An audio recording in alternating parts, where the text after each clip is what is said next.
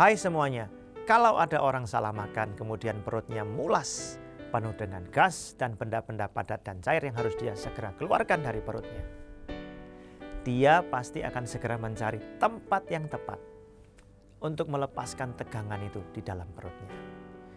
Kalau orang itu waras, tidak mungkin di depan umum dia melepas celananya, lalu dengan segera membiarkan ledakan gas, benda cair, benda padat dalam perutnya tadi di tempat umum.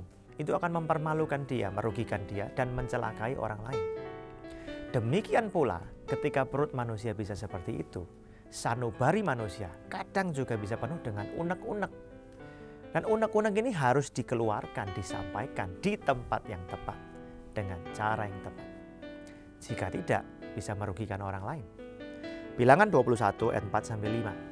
Setelah mereka berangkat dari Gunung Hor berjalan ke arah Laut Teberau untuk mengelilingi tanah Edom, maka bangsa itu tidak dapat lagi menahan hati di tengah jalan.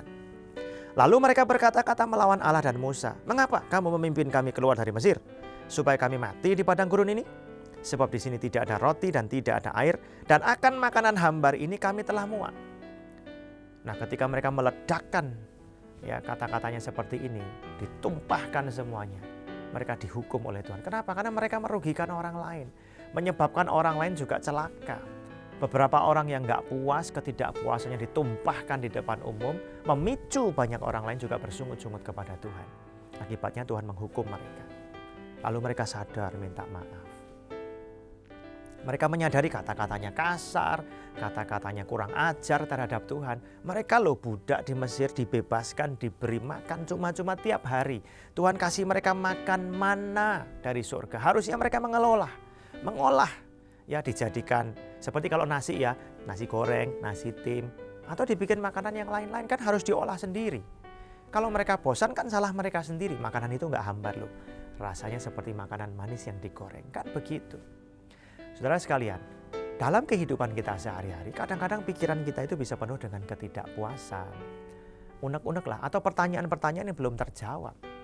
Kalau itu tidak disampaikan pada orang yang tepat dengan cara yang tepat, bisa mencelakai diri kita. Contoh, ditumpahkan di media sosial, diceritakan pada banyak orang. Daripada seperti itu kita mencelakai banyak orang. Orang juga bisa memandang kita nggak bijaksana dalam berkata-kata.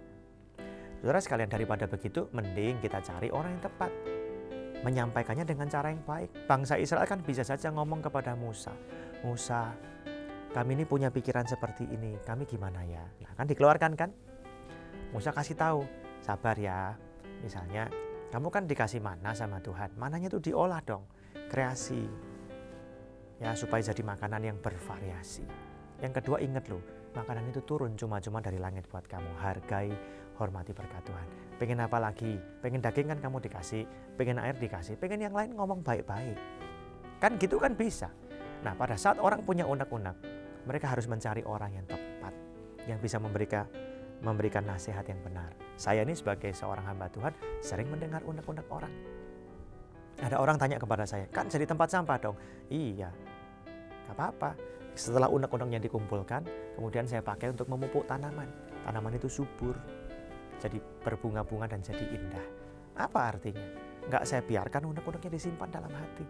Dipakai untuk membuat sebuah kebun yang indah. Apa artinya? Pengalaman orang membuat ketika kita mendengar, kita bisa lebih bijaksana dan menerimanya. Intinya begini, kalau hati kita, pikiran kita dipenuhi dengan unek-unek, ditahan juga nggak enak, berbicaralah pada orang yang dewasa rohani, yang tepat, yang bisa memimpin kita, punya pemikiran dan perasaan yang benar.